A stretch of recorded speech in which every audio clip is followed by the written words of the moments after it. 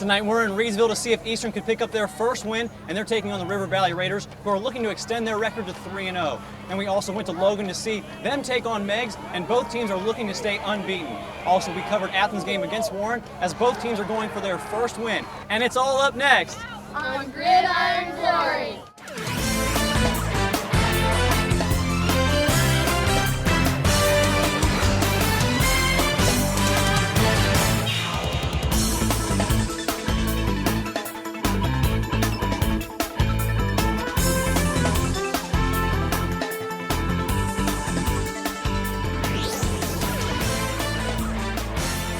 It's time to kick off week 3, and we've got a lot of ground to cover. I'm your host, Justin Holbrook. Tonight we covered 6 teams that have yet to win this season, and we also got to look at 4 teams that look to extend their record to 3-0. It's still early in the season, but one thing is for sure: how you perform in September affects whether or not you get a shot in November.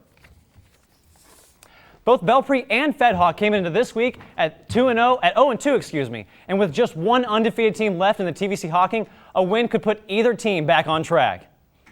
Anthony Lacco made the trip out to Stewart to see which one would pick up that first win. So Anthony, which team was able to turn around this season? After losing on the road last week, Federal Hawking took their home field trying to fend off the invading Belpre Golden Eagles. 4-year starting quarterback Tavian Miller took the field first for the Golden Eagles. Before the game, the fans paid tribute to the tragedy in New York 14 years ago. Fedhawk led off the game with a 3-and-out, and Dejan Bedgood is going to take a bad pitch, reverse the field, and after 13 yards be brought down at the offensive 28-yard line, and then he's going to finish it off with an 8-yard reverse to put Belpre up 7-0 early on. AJ Cobb is going to drop back, and he's going to hit Tavian Miller on the wrong team, who's going to return it 13 yards. The Belpre Golden Eagles are going to have great offensive position to start off this drive, and it's going to be Matt Colvin on a 2-yard carry to punch it in 14-0 Belpre. He's going to go back to work on their next drive and run over a couple defenders before being brought down, and it's going to be Tavian Miller on this play. He's going to keep it on the option. Look at that block from Dejan Bedgood. He's going to throw a huge stiff arm and carry half the team with him, and he's going to pay back his buddy Bedgood with this huge 27-yard pass, and Bedgood's going to go up, bring it down, and put it in after a mixed extra point hit the upright. It's going to be 20-0 Belpre. AJ Cobb's going to try to get his team back going, but there's just nowhere for him to run on the outside. And after that, Matt Colvin's back to work. He's going to take it 22 yards with a lot of contact and a lot of defenders trying to bring him down. Tavian Miller's going to hand it off to Tajay Reams, who's going to put it in for his turn. That's 12 yards, and Belpre's got a 26-0 lead. Just when it looks like the Lancers are not going to score, AJ Cobb's going to find Ryan Zweisler, who's going to take it 73 yards to the house. Cobb was 3 of 17, but this was his one shining moment of this so-called NCAA tournament, you could say. And Fedhawk is just not going to get anything going, and they're going to go down 46-7 to Belpre, and they're going to drop to 3-0 while Belpre is up to 1-2.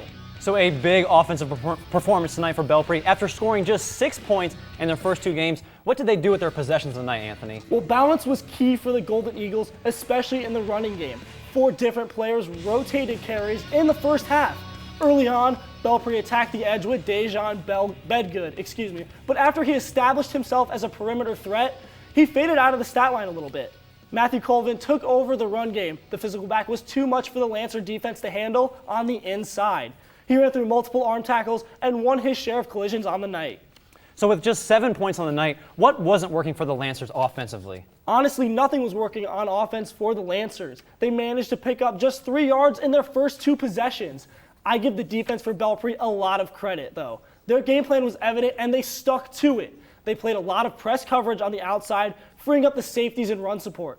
Lancer QB AJ Cobb didn't have any room to run or even time in the pocket for his receivers to get free.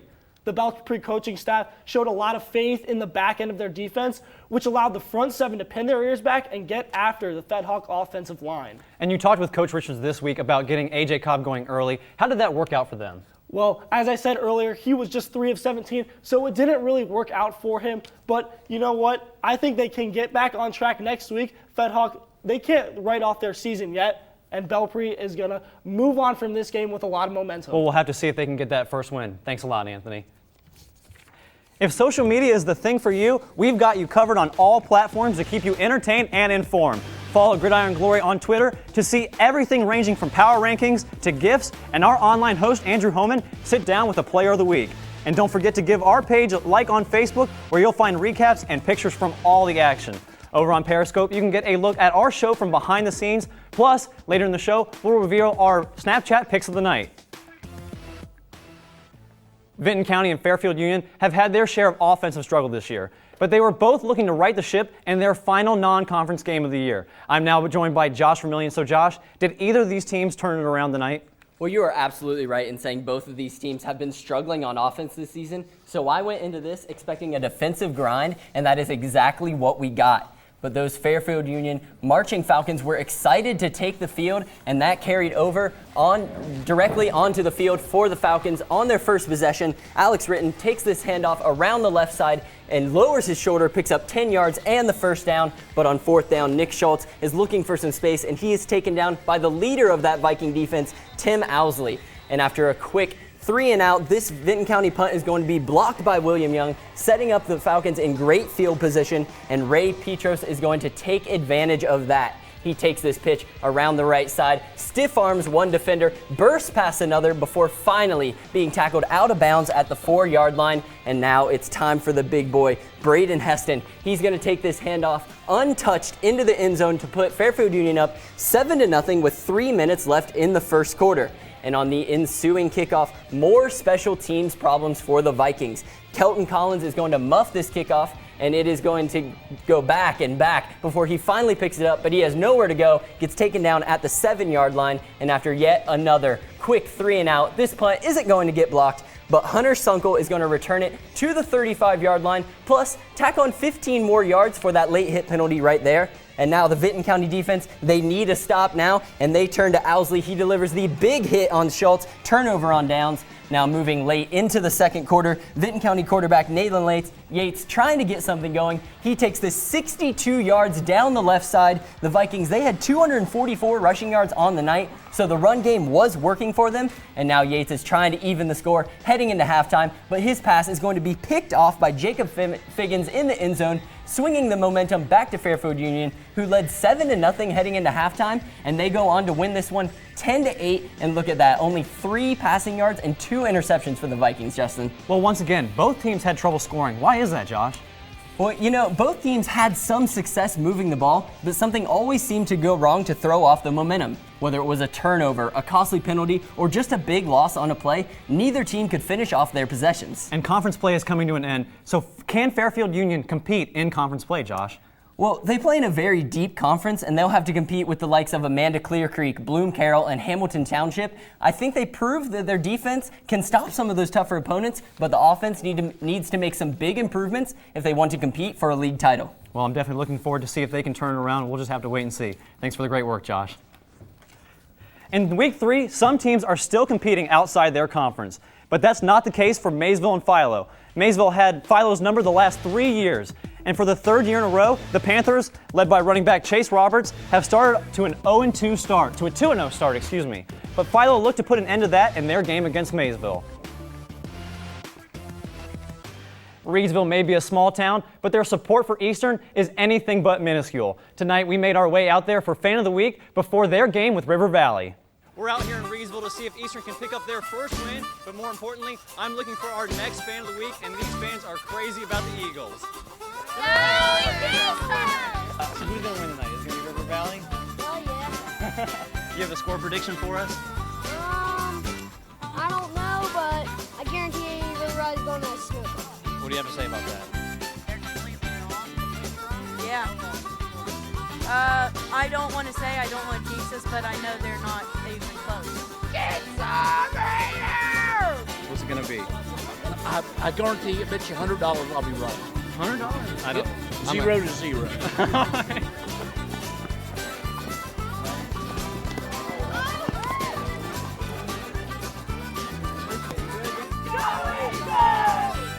Okay, so I'm out here with Trinity, and she is our craziest Eagles fan, and she's our next fan of the week.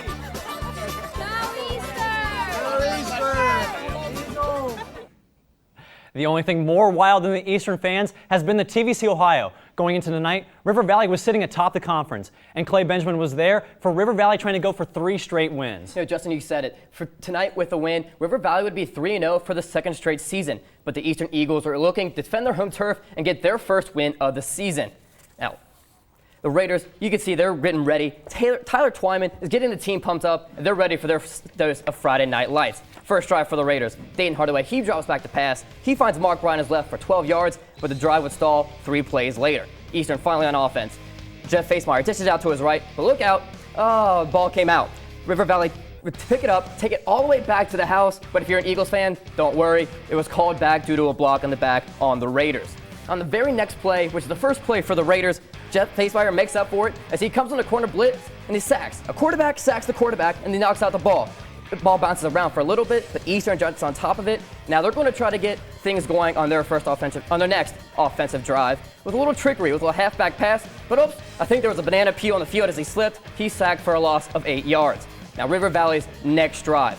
Justin Armwood, he punches it in from a few yards out. It was 7-0 River Valley at that point with 10:58 in the second quarter. Now after that score, River Valley really got in the zone on both sides of the ball. Their offense scored on every drive in the second quarter, and they really wore down that Eastern Eagle defense with a lot of long plays. Now for the other side of the ball, the Raiders defense didn't allow Eastern going at all. So it was basically the opposite of what River Valley was doing on offense. Now, later in the second quarter, Hardaway finds Ray again. He makes men's lift, and look at this stiff arm right here. That's a SportsCenter top 10 worthy. Forget it, he's gone. He goes 84 yards. He makes it 16-0 River Valley with 3:50 left in the second quarter. And Justin, after that play, Eastern was just deflated. Now check out this next run right here by Kirk Monsal. He's clearly been playing the new Madden because look at this. Jukes went left and right and left again. He's making men's miss. A little embarrassing for Eastern, but it's okay.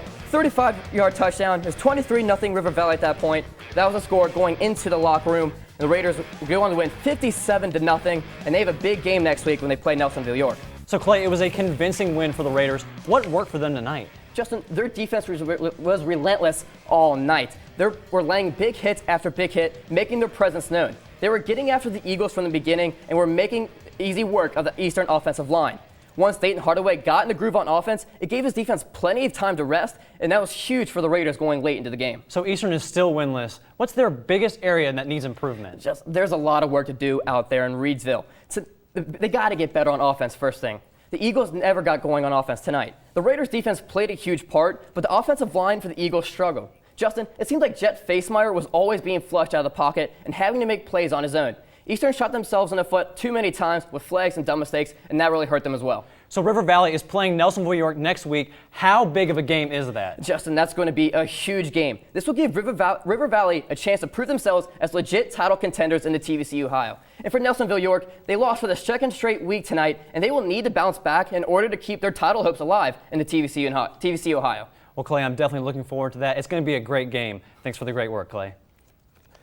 Over on Twitter, our fans were in full force for the week. Sarissa Mullins got our first tweet of the night. She tweeted, "We've still got our game face on in this nasty rain. Go Ironmen," with the Glory15 hashtag.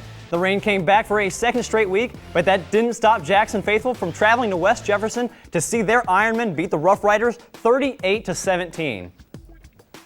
And for John Glenn, their Saturday night game with West M will be their first in MVL competition. But the Tornadoes have dropped their first 2 games against conference opponents. But Josh, they're looking to turn that around when they play Philo. Last year, this game was just a big battle right down to the wires. The Little Muskies barely escaped with a 14-10 win over the Tornadoes on a last-minute drive after converting on 4th and 12. Well, I'm definitely looking forward to that. And it was a hard game for both of those teams. So what do you see shaping up for this game? Justin, I see this game going a little similar to last year. Both offenses have had problems with consistency, so I don't expect a very high-scoring game. That being said, I think West M's offense is more well-tuned than John Glenn's right now. The Tornadoes have a lot of returners, including junior running back Jaden Giannatino, who ran for over 950 yards and 7 touchdowns last year. Well, it seems like a new and improved West M team, but the Little Muskies, they finished in the middle of the pack, but have been struggling. So how are they going to perform? I think they're still rough on offense. As someone who started every game last year, quarterback Matthew Stewart hasn't been able to produce. Drake Huffman, their go-to running back, is also struggling. He only rushed for 54 yards against Bloom Carroll in Week 1. Now, however, when I talked to Coach, he said the defense is shaping up better than the scores have indicated. They need to force turnovers and then capitalize if they want to get that first win. Some good things coming from both teams, but Josh, who's going to take this game tomorrow? Justin, that is a tough question. It's been 6 years since West Am has taken down the Muskies. Plus, it's hard to tell who will win because neither team has performed at their best. But I got to give it to the Tornadoes. I think they'll win this one 14-7. Wow, we'll see if that prediction pays off. Thanks for the great work, Josh. Now, I just mentioned our first tweet of the week, but our second one comes from Sonny Mendez. Yesterday, he tweeted, "Belpre wins big," tagging us here at Gridiron Glory. And man, was he right. The Golden Eagles picked up their first win after beating Fedhawk 46-7 after only scoring 6 points in their first 2 games. The Belpre offense exploded tonight, and while Belpre got that first win, Fedhawk is still looking to get one in the win column. Last week for Extra Points, we got a good look at the TVC Hawking, but tonight it was all about the SEOAL against the TVC Ohio. I'm now joined on desk by Patrick Klinger and Griffin Ratcliffe, and you know what, we're going to get to the Athens-Warren game a little bit, but first, Logan versus Meigs, they were both looking to extend their records to 3-0.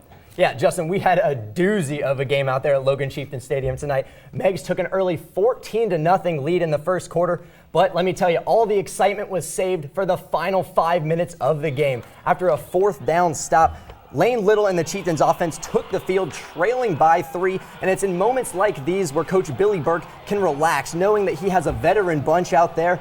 Little hit Brady Walsh over the middle for a 37-yard score, and the 2-point conversion put Logan on top 27-22. And now it's Cody Bartram's turn, trying to work on some of that 2-minute magic. They drove the ball all the way down the field, but it was the Chiefs' defense that stepped up when it really counted. Meigs failed to move the chains on 4th down once again, and it's the Chieftains that remain unbeaten in this one. So definitely a nail-biter. What is the outlook for these teams in the next few weeks coming up? Well, you know, following a momentous win like this and sitting at 3-0, Logan is, they're absolutely rolling right now. If they can just keep their focus into conference play, they're going to be just fine. But hey, Meigs can take some serious positives out of this game as well. First of all, they had control for the majority of this game, but they were one of the first teams that really slowed down that Chieftains' high-powered offense, and also Cody Bartram had another great week, 20 for 27, 207 yards and a touchdown. That offensive unit is clicking just nicely. And Justin, I'm really excited about this team going into TVC Ohio play. Well, with that, Patrick, Logan now moves to 3-0, and Meigs, that's their first loss. Thanks for the great work. Now, we also had Griffin. He was out in Vincent to see if Athens or Warren would pick up their first win. So who was it, Griffin? Well, Athens, they were getting their first win, but Warren, they were looking to get their first points. Now, the Athens Bulldogs came out carrying the American flag, and it must have sparked some patriotism because they started out hot. On their first 2 possessions, they were able to find the end zone both times. They were able to keep up the momentum, and by the end of the first half, they were up 47-0. Zakiah Saltzman, he was able to prove he can lead this Bulldog team, finishing with 223 yards. Now, we talked a lot about Athens, but what about the Warren Warriors? Well, the Warren Warriors, they committed way too many mistakes. In 2 of their first 3 drives, they fumbled the ball. It seems like they still have first game jitters, and in week 3, you cannot have that. But on a positive note, Warren does have running back Justice Johnson, and he was able to pick up some really good drives to really show that his Warrior team does have an offense. His teammates had to bring something else to the table to help him out. Now back to Athens. They were outscored 55-0 last week. What did their defense look like this week? Well, their defense, they were aggressive with a capital A. Coach Ryan Adams must have had them do some major sprints this week because to go from giving up 55 points to outscoring the Warriors 53-0, a complete 180 turn for the Bulldogs. And Justin, they're back. Well, that was a great game from Athens, obviously, and then Logan, that's a huge win. I mean, 3-0, possibly an undefeated season. We'll see when they play Jackson. Thanks for the great work, guys. Now, the last time Philo beat Maysville was back in October of 2011, and the Electrics took on Maysville team. In tonight's game, they outscored them by a combined score 62-15.